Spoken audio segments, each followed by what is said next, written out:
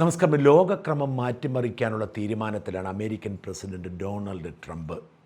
കരുത്തുള്ളവർ മാത്രം ഈ ലോകത്ത് മതി, അവർ പറയുന്നതൊക്കെ കേട്ട് മറ്റുള്ളവർ അടങ്ങിക്കഴിഞ്ഞോണം എന്നതാണ് ട്രംപിൻ്റെ നയം. അമേരിക്കൻ ജനതയെ സംരക്ഷിക്കാൻ കുടിയേറ്റത്തിലടക്കം സാമ്പത്തിക നിലപാടുകളിൽ അടക്കം ട്രംപ് എടുക്കുന്ന നിലപാടുകളോട് വിയോജിപ്പില്ല.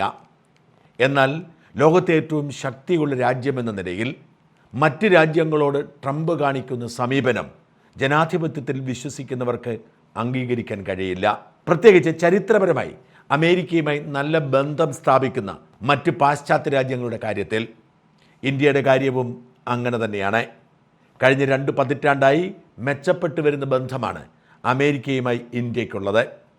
എന്നാൽ ട്രംപിൻ്റെ നിലപാടുകൾ സഖ്യരാജ്യങ്ങളോടും സൗഹൃദ രാജ്യങ്ങളോടും ഒരു അനുഭാവമില്ലാത്തതും അമേരിക്കയുടെ താൽപ്പര്യം എന്ന പേരിൽ ട്രംപിൻ്റെ മാത്രം താൽപ്പര്യം സംരക്ഷിക്കുന്നതുമാണ് എന്ന് ഖേദപൂർവ്വം വിലയിരുത്തേണ്ടി വരും. ഇപ്പോൾ അമേരിക്കയും സഖ്യകക്ഷികളും തമ്മിലുള്ള ഭിന്നത ശക്തമാവുന്നു. ഞാൻ ഈ വീഡിയോയുടെ തമ്പിൽ യൂറോപ്പ് എന്ന് ഉപയോഗിച്ചത് സാങ്കേതികമായി ശരിയല്ല. യൂറോപ്പിൻ്റെ മാത്രം പ്രശ്നമല്ല, അമേരിക്ക ഒഴികെയുള്ള പാശ്ചാത്യ ശക്തികൾ എന്നാണ് പറയേണ്ടത്. വെനസ്വേലയിൽ പോയി പ്രസിഡന്റിനെ പിടിച്ച് അമേരിക്കയിൽ ജയിലിലാക്കിയതൊക്കെ മാറ്റി നിർത്തുക. അതൊക്കെ അങ്ങനെ തന്നെയേ ഈ നാട്ടിൽ സംഭവിക്കൂ. സഖ്യകക്ഷികളായ മറ്റ് പാശ്ചാത്യ രാജ്യങ്ങൾ പോലും പ്രതികരിക്കില്ല. എന്നാൽ ഡെൻമാർക്കിൻ്റെ ഭാഗമായിരിക്കുന്ന ഗ്രീൻലാൻഡിനെ പിടിച്ചെടുക്കുമെന്ന് ട്രംപ് ഭീഷണിപ്പെടുത്തുമ്പോൾ, മര്യാദയ്ക്ക് നിന്നില്ലെങ്കിൽ കാനഡയെ അമേരിക്കയുടെ 51ാമത്തെ സംസ്ഥാനമാക്കും എന്ന് ട്രംപ് പ്രഖ്യാപിക്കുമ്പോൾ, ട്രംപിൻ്റെ പദ്ധതികളോട് സഹകരിക്കാത്തവരെ മുഴുവൻ ചുങ്കം ചുമത്തി പീഡിപ്പിക്കുമെന്ന് പറയുമ്പോൾ അതെങ്ങനെ ശരിയാവും എന്ന ചോദ്യമുണ്ടാവും. എന്നാൽ എല്ലാവരെയും ഞെട്ടിച്ചത് കഴിഞ്ഞ കുറേ കാലമായി സഖ്യകക്ഷികളായ പാശ്ചാത്യ രാജ്യങ്ങൾ പുലർത്തിയിരുന്ന മൗനമാണ്. ആ മൗനം ശക്തമായി ആദ്യം ഭേദിച്ചത് ഫ്രഞ്ച് പ്രസിഡന്റ് ഇമ്മാനുവൽ മാക്രോണാണ്. മാക്രോൺ അതിശക്തമായ ഭാഷയിൽ ട്രംപിനെതിരെ അമേരിക്കയ്ക്കെതിരെ കഴിഞ്ഞ ദിവസം ആഞ്ഞടിച്ചു. അതിന് കാരണം അമേരിക്ക ഫലസ്തീനെ രക്ഷിക്കാൻ എന്ന പേരിൽ ഗാസയിൽ ഒരു സമാന്തര ഭരണ സംവിധാനം ഉണ്ടാക്കുന്നു. അമേരിക്കയാണ് പ്രഖ്യാപിച്ചത്. ആരൊക്കെ ആ സഖ്യത്തിൻ്റെ ഭാഗമാവണം എന്ന് ട്രംപ് തീരുമാനിക്കുന്നു. ഇന്ത്യയെയും ക്ഷണിച്ചിട്ടുണ്ട്, ഇന്ത്യ ക്ഷണം സ്വീകരിച്ചിട്ടുണ്ട്. എന്നാൽ $1 ബില്യൺ അമേരിക്കൻ ഡോളർ, അതായത് $100 കോടി ഇതിൻ്റെ വിഹിതമായി കൊടുക്കണമെന്നാണ് ട്രംപിൻ്റെ ആവശ്യം. ഇത് ഐക്യരാഷ്ട്രസഭയ്ക്ക് ബദലായി ട്രംപിൻ്റെ സ്വാധീനത്തിന് വഴങ്ങുന്ന തരത്തിൽ ഒരു പുതിയ അന്താരാഷ്ട്ര സംവിധാനമുണ്ടാക്കാനുള്ള വഴിപിഴച്ച നീക്കമാണെന്നാണ് പാശ്ചാത്യ രാജ്യങ്ങൾ സംശയിക്കുന്നത്. അതുകൊണ്ട് തന്നെ അവർ അതിനോട് സഹകരിക്കേണ്ട എന്ന് തീരുമാനിച്ചു. ട്രംപിൻ്റെ ഗാസ ബോർഡിൽ അംഗത്വം വേണ്ട എന്ന് ഫ്രാൻസ് പ്രഖ്യാപിക്കുന്നു. പ്രഖ്യാപനം കഴിഞ്ഞയുടൻ ട്രംപ് പറയുന്നു, മാക്രോണെ, നിന്റെ കാലം അതിക്രമിച്ചിരിക്കുന്നു, നീ അധികകാലം ആ കസേരയിൽ ഇരിക്കില്ല എന്ന് മാത്രമല്ല, ഈ പ്രഖ്യാപനങ്ങളോട് സഹകരിക്കാത്ത യൂറോപ്യൻ രാജ്യങ്ങൾക്ക് 200% പിഴച്ചുങ്കം ഏർപ്പെടുത്തുമെന്നും പ്രഖ്യാപിച്ചു. ഗ്രീൻലാൻഡ് ഏറ്റെടുക്കാനുള്ള നീക്കത്തോട് സഹകരിക്കാത്ത രാജ്യങ്ങൾക്ക് ചുങ്കം ഏർപ്പെടുത്തുമെന്ന ഭീഷണിക്ക് തൊട്ടുപിന്നാലെയാണ് ഗാസ ബോർഡിൽ അംഗത്വം നിരസിക്കുന്ന രാജ്യങ്ങൾക്കും ചുങ്കം ഏർപ്പെടുത്തുമെന്ന് ഭീഷണിപ്പെടുത്തിയത്. ഓർക്കണം, $1 ബില്യൺ അമേരിക്കൻ ഡോളർ കൊടുത്തു വേണം അംഗത്വം എടുക്കാൻ. അതും ഓഫർ ചെയ്യുന്നവർക്ക് മാത്രമേ കിട്ടൂ.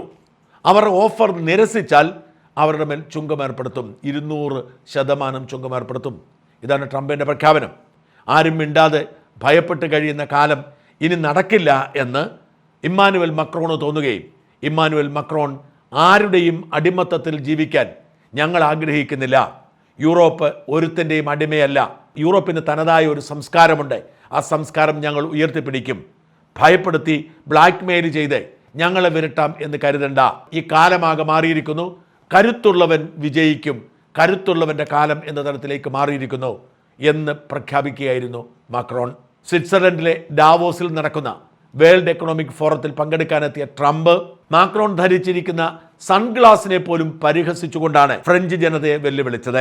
ഫ്രാൻസിനോടും മറ്റ് യൂറോപ്യൻ രാജ്യങ്ങളോടും ട്രംപ് പറഞ്ഞു, നിങ്ങളിപ്പോൾ ഇംഗ്ലീഷ് സംസാരിക്കുന്നതിൻ്റെ കാരണം ഞങ്ങളാണ്, അല്ലെങ്കിൽ നിങ്ങൾ ജർമ്മനിയും അല്പം ജപ്പാനും സംസാരിച്ച് കഴിഞ്ഞേനെ എന്ന് വെച്ചാൽ അമേരിക്ക ഇടപെട്ടിട്ടില്ലായിരുന്നെങ്കിൽ 2ാം ലോകമഹായുദ്ധത്തിൽ നിങ്ങൾ തോറ്റമ്പുമായിരുന്നു എന്നുള്ള മുന്നറിയിപ്പ്.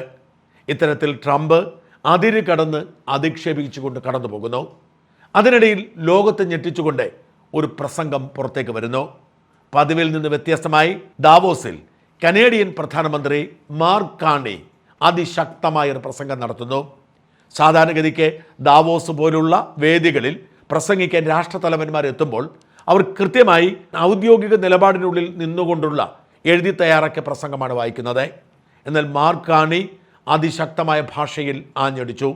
അമേരിക്കൻ മേധാവിത്വത്തിൻ്റെ കാലം കഴിഞ്ഞെന്നും അതിനു മുമ്പിൽ കീഴടങ്ങി നിൽക്കാതെ മിഡിൽ പവർ രാജ്യങ്ങൾ ഒരുമിച്ച് നിൽക്കണം എന്നുമുള്ള ആഹ്വാനമായിരുന്നു. പഴയ മേധാവിത്വത്തെ തിരിച്ചു കൊണ്ടുവരാൻ അനുവദിക്കില്ല. മിഡിൽ പവർ ഒരുമിച്ച് നിന്ന് ഈ സൂപ്പർ പവർ മേധാവിത്വത്തിനെതിരെ നിലപാടെടുക്കണം. കാർണി പറഞ്ഞത് ഇങ്ങനെയാണ്: middle powers must act together because if we are not at the table we are on the menu. നമ്മൾ ഒരുമിച്ച് നിന്നില്ലെങ്കിൽ നമുക്ക് നേരിടേണ്ടി വരുന്നത് സൂപ്പർ പവറിൻ്റെ ആഗ്രഹത്തിനനുസരിച്ച് നിന്നുകൊടുക്കുക എന്ന നാണം കെട്ട അവസ്ഥയാണ്. അതുകൊണ്ട് മിഡിൽ പവറുകൾ ഒരുമിച്ച് നിൽക്കണം. അമേരിക്ക മാത്രമാണ് ഗ്രേറ്റ് പവർ എന്ന് പറയുന്നത്. ഫ്രാൻസും ബ്രിട്ടനും ചൈനയും റഷ്യയുമാണ് അമേരിക്ക കഴിഞ്ഞാൽ ഐക്യരാഷ്ട്രസഭയുടെ സ്ഥിരം സമിതി അംഗങ്ങൾ. അവരെ സൂപ്പർ പവർ എന്ന് പറയാറുണ്ടെങ്കിലും ഈ യുദ്ധത്തിൽ അമേരിക്കയെ മാത്രം മാറ്റി നിർത്തി ബാക്കി എല്ലാ രാജ്യങ്ങളും ഒരുമിക്കുന്ന സാഹചര്യം രൂപപ്പെട്ടു വരുന്നു. ജപ്പാനും ദക്ഷിണ കൊറിയയും ഇന്ത്യയും ബ്രസീലും അർജന്റീനയും ഒക്കെ പിന്നാമ്പുറത്ത് നിന്ന് കളി കാണുക മാത്രമാണ് ചെയ്യുന്നത്. കനേഡിയൻ പ്രധാനമന്ത്രി പറഞ്ഞത് നമുക്കൊരുമിക്കാമെന്നാണ്. ഗ്രീൻലാൻഡിനെ അമേരിക്കൻ മേധാവിത്വത്തിന് വിട്ടുകൊടുക്കുന്നതിൽ ഭേദം കാനഡയെ അമേരിക്കയുടെ ഒരു സ്റ്റേറ്റാക്കി മാറ്റാൻ നിർബന്ധിതരാകുന്നതിന് പകരം ഒരുമിച്ച് നിന്ന് നമ്മൾ ശക്തി തെളിയിക്കണം എന്ന് കനേഡിയൻ പ്രധാനമന്ത്രി മാർക്ക് കാർണി ലോകത്തോട് ആഹ്വാനം ചെയ്തു. ആ പദ്ധതിയിൽ അവരുടെ മുമ്പിലുള്ള ഒരു പ്രധാന രാജ്യം ഇന്ത്യ തന്നെയാണ്. അമേരിക്കയ്ക്കും ചൈനയ്ക്കും ജർമ്മനിക്കും ശേഷം ഈ GDPയുടെ കാര്യത്തിൽ ഇന്ത്യ നാലാമതെത്തിയിരിക്കുന്നു. ഒരുപക്ഷെ 30, 40, 50 വർഷം കഴിയുമ്പോൾ ഒരുപക്ഷെ അമേരിക്കയ്ക്ക് മുമ്പിൽ ചൈനയ്ക്ക് മുമ്പിൽ ഒന്നാം സ്ഥാനത്തേക്ക് എത്തുന്നത് ഇന്ത്യയാണ് എന്ന റിപ്പോർട്ടുകൾക്കിടയിലാണ് ഇന്ത്യയെ മുമ്പിൽ നിർത്തിക്കൊണ്ട് തന്നെ മിഡിൽ പവറിൻ്റെ ഒരു സമ്മേളനത്തെക്കുറിച്ച് സംയോഗത്തെക്കുറിച്ച് കനേഡിയൻ പ്രധാനമന്ത്രി പറഞ്ഞത്. വലിയ കയ്യടിയാണ് മാർക്ക് കാർണിയുടെ പ്രസംഗത്തിന് ലഭിച്ചത്. കാർണി പറഞ്ഞു, world is the midst of a rupture not a transition. ലോകം ഒരു തകർച്ചയുടെ, ഭിന്നതയുടെ, കലഹത്തിൻ്റെ വക്കിലാണ്, അല്ലാതെ മാറ്റത്തിൻ്റെ വക്കിലല്ല. ഓരോ രാജ്യങ്ങളും സഖ്യമുണ്ടാക്കുന്നത് 2 ലക്ഷ്യത്തിലാണ്: സുരക്ഷയ്ക്കും വളർച്ചയ്ക്കും. എന്നാൽ ചരിത്രപരവും ഭൂമിശാസ്ത്രപരവുമായ ഇത്തരം സഖ്യങ്ങൾ വാസ്തവത്തിൽ ഇത് രണ്ടും ഉറപ്പാക്കുന്നില്ല. അതുകൊണ്ട് ചരിത്രത്തെ വിസ്മരിക്കുക, ഭൂമിശാസ്ത്രത്തെ തള്ളിക്കളയുക, അതിനപ്പുറത്തേക്ക് മിഡിൽ പവറുകളുടെ ഒരു സഖ്യം, അതിന് മാത്രമേ ലോകത്ത് സ്ഥിരത നിലനിർത്താൻ കഴിയൂ. നമ്മൾ ബുള്ളി ചെയ്യുന്നവരോട്, പീഡിപ്പിക്കുന്നവരോട്, ബുദ്ധിമുട്ടിക്കുന്നവരോട് നമ്മൾ നിശബ്ദത പുലർത്തും, അവരെ നമ്മൾ അവഗണിക്കും. പക്ഷേ നമുക്ക് ഒരുമിച്ച് നിൽക്കേണ്ടിയിരിക്കുന്നു. അല്ലെങ്കിൽ കരുത്തുള്ളവൻ ദുർബലിനെ കീഴ്പ്പെടുത്തി ലോകം റാഞ്ചിയെടുക്കുന്ന സാഹചര്യം രൂപപ്പെടും. എറ of strong do what they can and week സഫേഴ്സ് what they must എന്നാണ് അദ്ദേഹം പറഞ്ഞത്. ശക്തിമാന്മാർ ഇഷ്ടമുള്ളത് ചെയ്യുന്ന കാലമാണിത്. ദുർബലർ അതിന് ദുരന്തം ഏറ്റുവാങ്ങേണ്ടി വരുന്ന വിധിയുടെ കാലവും. അതുകൊണ്ട് നമുക്ക് ഒരുമിച്ച് നിൽക്കാം എന്നാണ് മാർക്ക് കാർണിയുടെ പ്രഖ്യാപനം. ഈ പ്രഖ്യാപനം ഡാവോസിൽ വലിയ കയ്യടിക്ക് കാരണമായി. ഒരുപക്ഷെ അതുതന്നെയാവാം ട്രംപിനെ അല്പം മയപ്പെടുത്തിയത്. ട്രംപ് എല്ലാവരെയും പരിഹസിച്ച് വെല്ലുവിളിച്ച് മടങ്ങിയെങ്കിലും ഗ്രീൻലാൻഡിന് വേണ്ടിയുള്ള അവകാശവാദത്തിൽ അല്പം പിറകോട്ട് മാറി. ട്രംപ് മുമ്പോട്ട് വെച്ച പ്രൊപ്പോസൽ, ഞങ്ങൾക്ക് നിങ്ങൾ ഗ്രീൻലാൻഡ് വിട്ടുതരിക, അല്ലെങ്കിൽ ഞങ്ങൾ പിടിച്ചെടുക്കുമെന്നാണ്. പിടിച്ചെടുക്കുന്നതിനോട് യോജിക്കാത്ത മറ്റ് രാജ്യങ്ങൾക്ക് ഞങ്ങൾ പിഴച്ചുങ്കം ഏർപ്പെടുത്തുമെന്നാണ്. എന്നാൽ ട്രംപ് ഇന്നലെ പറഞ്ഞു, ഞങ്ങൾ തമ്മിൽ ഏതാണ് ധാരണയിലായി, ഞങ്ങൾ പിടിച്ചെടുക്കുന്നില്ല. അമേരിക്കയ്ക്ക് പരമാധികാരമുള്ള സൈനിക താവളം അവിടെ സ്ഥാപിക്കും. എന്ന് വെച്ചാൽ സൈനിക താവളം ഗ്രീൻലാൻഡിൽ സ്ഥാപിച്ചാൽ ആ ഭാഗത്ത് ഡെൻമാർക്കിനോ മറ്റൊരു ശക്തിക്കുമോ അധികാരമുണ്ടാവില്ല. അത് സ്ഥിരമായി ഞങ്ങളുടേതായിരിക്കും. ചുരുക്കി പറഞ്ഞാൽ ഗ്രീൻലാൻഡ് മൊത്തം വാങ്ങാനുള്ള നിലപാട് നടക്കില്ല എന്നുറപ്പായപ്പോൾ ഗ്രീൻലാൻഡിലെ പ്രധാനപ്പെട്ട ചില ഭാഗങ്ങൾ സൈനിക താവളം എന്ന നിലയിൽ വാങ്ങാനാണ് ട്രംപിൻ്റെ നീക്കം. ആ നീക്കത്തോടും ഡെൻമാർക്ക് യോജിച്ചിട്ടില്ല. ഗ്രീൻലാൻഡിൽ അമേരിക്കയ്ക്ക് സൈനിക താവളം തുടങ്ങാം, എന്നാൽ ആ പ്രദേശത്തിൻ്റെ പൂർണ്ണാധികാരം ഡെൻമാർക്കിന് തന്നെയാവും എന്നാണ് ഡെൻമാർക്കിൻ്റെ നിലപാട്. ട്രംപിൻ്റെ ലക്ഷ്യം വ്യക്തമാണെന്ന് വിദേശ മാധ്യമങ്ങൾ പറയുന്നു. ട്രംപ് ഗ്രീൻലാൻഡിൽ സൈനിക താവളം സ്ഥാപിച്ച് ഗ്രീൻലാൻഡുകാരെ വശപ്പെടുത്താനുള്ള നീക്കത്തിലാണെന്ന് ഇപ്പോൾ തന്നെ പറയുന്നു. റഫറൻഡം നടത്തുക, അമേരിക്കയ്ക്കൊപ്പം ചേരാൻ താല്പര്യമുള്ളവർക്ക് $1 മില്യൺ, അതായത് ഏതാണ്ട് 9 കോടി രൂപ സമ്മാനമായി കൊടുക്കും. ട്രംപ് പറഞ്ഞു, ഞങ്ങൾക്ക് വോട്ട് ചെയ്യൂ, ഞാൻ നിങ്ങൾക്ക് 9 കോടി രൂപ അല്ലെങ്കിൽ $1 മില്യൺ തരും. ഈ ഒരു മോഹന വാഗ്ദാനമാണ് ട്രംപ് 57,000 വരുന്ന ഗ്രീൻലാൻഡിലെ മനുഷ്യർക്ക് മുമ്പിൽ വെച്ചിരിക്കുന്നത്. പക്ഷേ ഗ്രീൻലാൻഡുകാർ ഒരുമിച്ച് പറയുന്നു, ഞങ്ങളുടെ രാജ്യം വിൽപ്പനയ്ക്കുള്ളതല്ല, ഞങ്ങൾ അമേരിക്കയ്ക്ക് കൈമാറില്ല എന്ന്. എന്തായാലും ട്രംപ് പിന്നോട്ട് മാറി എന്നത് ആശ്വാസകരമാണ്.